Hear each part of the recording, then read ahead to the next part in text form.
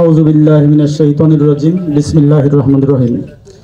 Bhulbaria union কর্তৃক আয়োজিত আজকের এই শিক্ষা শিবিরের সম্মানিত সভাপতি ভাই মাহতাবউদ্দিন, উপস্থিত থানা পর্যায়ের নেতৃবৃন্দ, আর উপস্থিত আছেন বিভিন্ন ওয়ার্ড পর্যায়ের দায়িত্বশীল বিন্দু, আসসালামু আলাইকুম।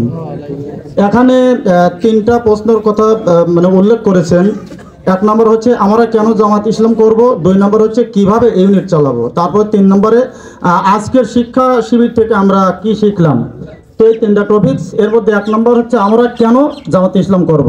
আমরা জামাত করি এই জন্যই যে অন্যান্য দলের যে নীতিগত আদর্শ, বাংলাদেশ জামাত ইসলামের যে আদর্শ ভিন্নতা আছে।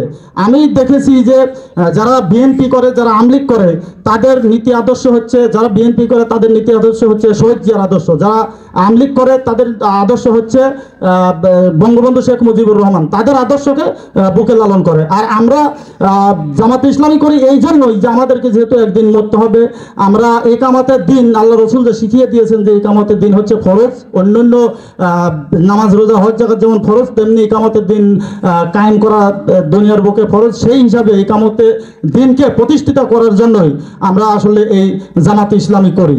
আর দুই নম্বর হচ্ছে কিভাবে আমরা ইউনিট চালাবো। ইউনিট চালানো আসলে কঠিন ব্যাপারই। সেটা হচ্ছে যে তাকে সর্বক্ষণ তাকে পরিশ্রম করতে হবে।